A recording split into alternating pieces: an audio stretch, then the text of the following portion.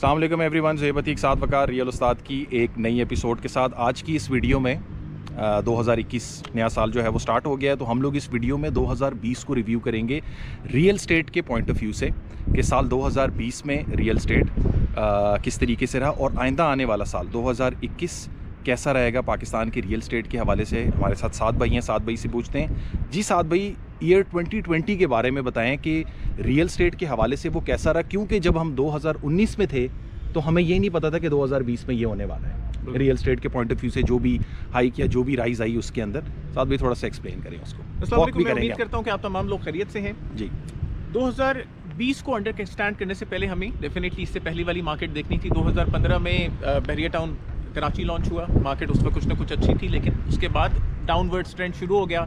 2016 वो यानी कमज़ोर था, 17 कमज़ोर, 18 कमज़ोर और 19 बहुत ही ज़्यादा कमज़ोर। 19 के बाद 20 आया और 20 की मार्केट के अंदर कोविड का एक तोहफा भी आया। 19 की मार्केट के अंदर गवर्नमेंट ने एक एमनेस्टी स्कीम भी लॉन्च की कि आओ यार अपने पैसे क्लियर कर लो, लेकिन वो पैसों से रिलेटेड थी कि अगर तुम्हारे पास 1 अरब रुपए हैं तो 3 करोड़ रुपए उसके ऊपर टैक्स दो और उनको गवर्नमेंट के नज़रों में क्लियर करवा लो पैसों को। लेकिन इस तर्ज के अंदर यानी 3% टैक्स बहुत ज़्यादा है। 1 अरब रुपए के ऊपर 3 करोड़ रुपए अदा करना बहुत ज़्यादा पैसे हैं। हर किसी ने इससे फ़ायदा नहीं उठाया। ऑल्दो गवर्नमेंट को बहुत ज़बरदस्त किस्म के टैक्सेस मिले, लेकिन हर किसी ने इस तरह इससे पूरा फ़ायदा नहीं उठाया। तो गवर्नमेंट ने जनवरी के अंदर जुलाई 1 से लॉन्च किया एक कंस्ट्रक्शन पैकेज जो तकरीबन 2022 तक जा रहा था, लेकिन उसके अंदर जो एमनेस्टी थी वो दिसंबर 2020 तक क्लियर हो रही थी। पिछले 2019 का भी इफेक्ट था मार्केट के अंदर।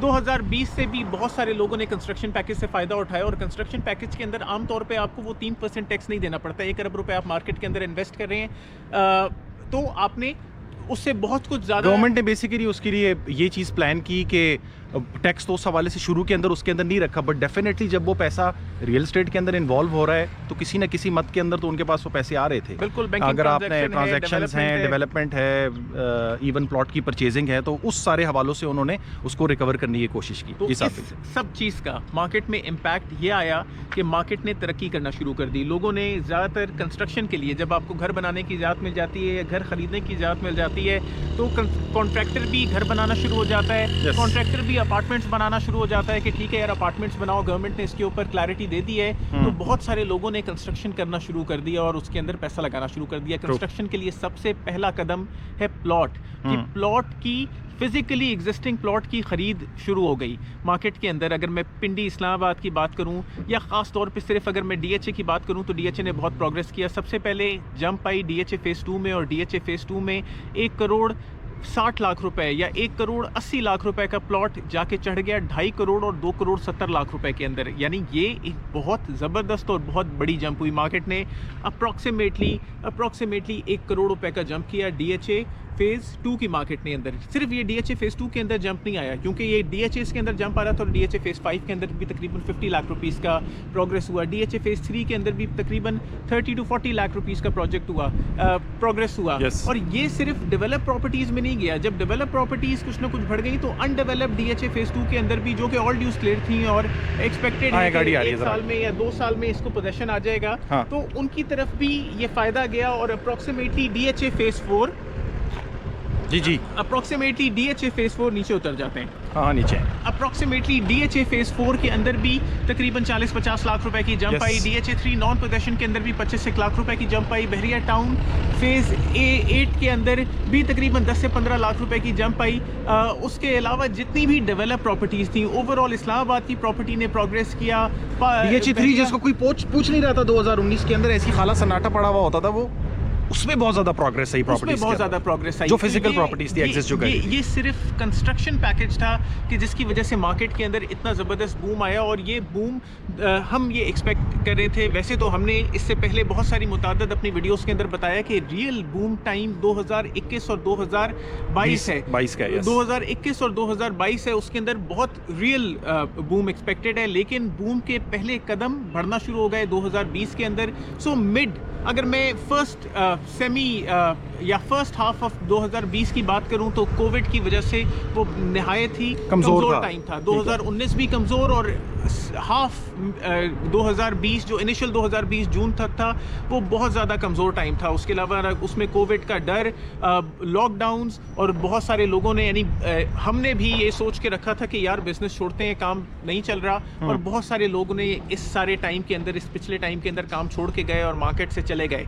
लेकिन उसके बाद क्या हुआ कि मार्केट के अंदर एक ज़बरदस्त किस्म की ग्रोथ आई। जुलाई ऑनवर्ड्स मार्केट ने इतना ग्रो किया कि बहुत सारे नए लोग काम करने की तरफ आए, और अभी ग्रोथ गई नहीं है। गवर्नमेंट ने 2021 के लिए भी, मिड 2021 के लिए भी इस पैकेज को, एमनेस्टी पैकेज को इंक्रीज कर दिया। साथ भी थोड़ा सा ये बताएं कि आपने जो ये सारी की सारी चीज़ें एक्सप्लेन की, इससे ये चीज़ ज़्यादा अगर समझें इसको, इससे ये चीज़ ज़्यादा समझ में आ रही है कि वो प्रॉपर्टी 2020 में जो कि फिजिकली एग्जिस्ट कर रही थी उस टाइम के ऊपर, DHA की आपने बात की, आपने बैरियर टाउन की बात की, आपने इवन गुलबर्ग जो है उसने उस हवाले से ग्रो किया, यानी जो प्रॉपर्टी फिजिकली प्रेजेंट थी उसने बहुत ज़्यादा ग्रो किया। वो प्रॉपर्टीज़ जो कि इंस्टॉलमेंट्स पे थी उसके बारे में बताएं 2020 में। देखिए, अगर मैं 2020 में इंस्टॉलमेंट बेस्ड प्रॉपर्टीज़ की बात करूं, मैं पिंडी इस्लामाबाद की बात करता हूं, तो instalment based there are very few societies. Park view enclave, park view city एक इंस्टॉलमेंट बेस्ड सोसाइटी थी। Capital smart city instalment based, blue world city instalment based, बहुत सारी नई भी बीच में लॉन्च हुई। मैं Rudn enclave instalment based, Rudn enclave instalment based, तो बहुत सारी नई भी लॉन्च हुई, मैं उनका नाम नहीं लेता। जितनी भी इंस्टॉलमेंट बेस्ड सोसाइटीज़ थी, इंस्टॉलमेंट बेस्ड सोसाइटी हमेशा अपनी डेवलपमेंट के ऊपर, अपने पॉजिटिव इंडिकेटर्स के ऊपर प्लस होती है, और मार्केट की उतार चढ़ाव उसके ऊपर उस तरीके से इम्पैक्ट नहीं कर रहा होता, क्योंकि उनके प्राइस प्लान्स होते हैं कि यार ये 10 लाख रुपए का प्लॉट है, ये आपने 4 साल में अदा करना है, ये 12 लाख रुपए का प्लॉट है, ये 4 साल में अदा करना है।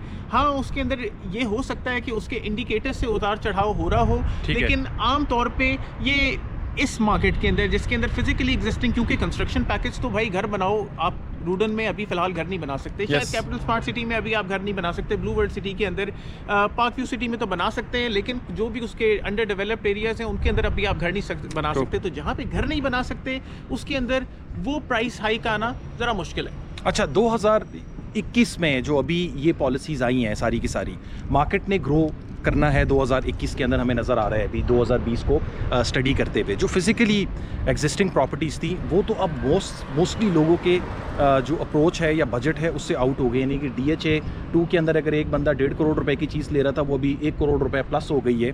तो जो 2021 में आप क्या देख रहे हैं कि फ़िज़िकली प्रॉपर्टीज़ ने तो ग्रो करना है इसी तरीके से, जो इंस्टॉलमेंट्स वाली प्रॉपर्टीज़ हैं उनके अंदर कब कोई राइज आ सकता है? आप 2021 में वो देख रहे हैं या नहीं देख पा रहे हैं? देखिए, 2021 की मार्केट ऐसी है कि जिसके अंदर अभी और जंप आना है फिजिकली एग्जिस्टिंग प्रॉपर्टीज़ के अंदर, ठीक है, लेकिन 2021 भी एग्जैक्टली नहीं, 21 और 22 तक पहुंचते पहुंचते ये मार्केट बहुत ज़्यादा प्रोग्रेस करेगी। इसके अंदर बहुत ज़्यादा नए प्रोजेक्ट्स आएंगे मार्केट के अंदर, और इंस्टॉलमेंट बेस्ड प्रोजेक्ट्स आएंगे, उसके अंदर इन्वेस्टमेंट करने में कोई मुज़ायका नहीं है, बशर्ते कि इंडिकेटर्स पॉजिटिव हों। बिल्डिंग्स के भी अंदर इन्वेस्ट कर सकते हैं, अपार्टमेंट्स में इन्वेस्ट करते हैं, मॉल्स में इन्वेस्ट कर सकते हैं, इंस्टॉलमेंट बेस्ड प्लॉट्स में और कमर्शियल्स में आप इन्वेस्टमेंट्स कर सकते हैं। और डेफिनेटली ये बात भी है कि जो पुराना है वो महंगे से महंगा होगा। अभी आप और देखेंगे, यानी जो चीज़ अगर 5 मरले का प्लॉट बैरियर टाउन के अंदर सेक्टर M के अंदर आज आपको 40 लाख रुपए का मिल रहा है, तो मैं ये एक्सपेक्ट कर सकता हूँ कि 2021 और 22 के अंदर अंदर वो तकरीबन 45 से 50 लाख रुपए को टच करेगा। बेसिकली आप साथ में ये रिकमेंड कर रहे हैं कि वो लोग जो कि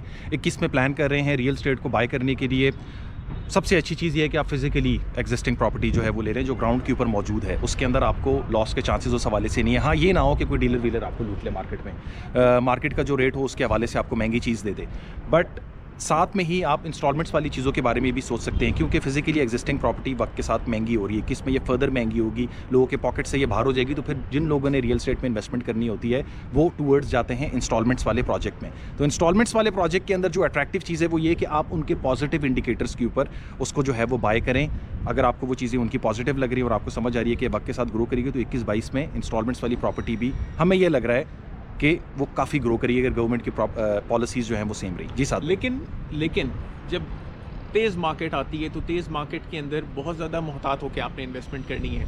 मैं ये तो एक्सपेक्ट करता हूँ कि 2021 का मिड या मोस्ट प्रॉब्ली 3rd क्वार्टर भी रिलेटिवली इन्वेस्टमेंट के लिए सेफ रहेगा, उसमें आपको इन्वेस्टमेंट करनी चाहिए। लेकिन the moment the 4th quarter hits और 2022 से आप आगे निकलते हैं, तो आप समझ लें कि फितने की मार्केट स्टार्ट हो गई है। फितने की मार्केट का मतलब मेरा ये नहीं है कि वो बुरी मार्केट है या उसके अंदर कोई जुल्म होगा, लेकिन फितने की मार्केट का मतलब ये है कि एक ज़ुहैब भाई ने हम डिस्कस कर रहे थे तो कल एक डम मनी जब मार्केट में एंटर करे, डम मनी वो पैसे हैं कि जब मैं अगर एक डॉक्टर हूं तो मैं देख रहा हूं यार रियल एस्टेट के अंदर इतनी ग्रोथ है, यार लोग रातों रात अमीर हो रहे हैं, आओ मैं भी इसमें इन्वेस्ट। हाँ, और आपको कुछ पता नहीं होता है उसके हवाले से, बट आप फ्लो के अंदर बह जाते हो। या कोई टैक्सी ड्राइवर है, यार मेरे पास अपने 1 लाख रुपए पड़े हुए इनहेरिटेंस के, यार मैं भी फॉर्म 15,000 रुपए का फॉर्म 1.5 लाख रुपए का हो गया, मैं भी जाके इस तरह का एक फॉर्म खरीदता हूँ। और इस तरीके के बहुत सारे लोग जो कि इस ना इन्वेस्टर्स होते हैं ना रियल एस्टेट के अंदर उस तरीके से ख़रीदना चाह रहे होते हैं, लेकिन एक मार्केट की फ़्लो के पीछे, क्योंकि मार्केट इस तरीके से फ़्लो करने वाली है, मार्केट ऊपर जा रही है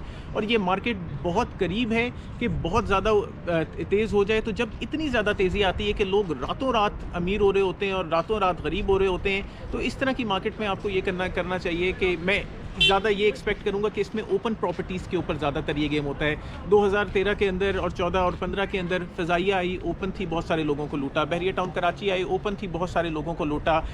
पुलिस फाउंडेशन की एक सोसाइटी आई, ओपन आई, बहुत सारे लोगों को लूटा। मुमताज़ सिटी आई, ओपन आई, बहुत सारे लोगों को उसके अंदर नुकसान हुआ। मैं ये नहीं कहता कि सोसाइटीज़ ने लूटा इनको, नहीं सोसाइटी नहीं, मगर ये कि आपको जब पता नहीं होता है, आपको जब पता नहीं है कि आपने प्ले किस तरीके से करना है मार्केट के अंदर, कब इन होना है, कब आउट होना है। आप उधर बैठ के एक परचून की दुकान चला रहे हैं और यहाँ पे बैठ के आप कह रहे हैं कि हाँ ले लो और बेच दो।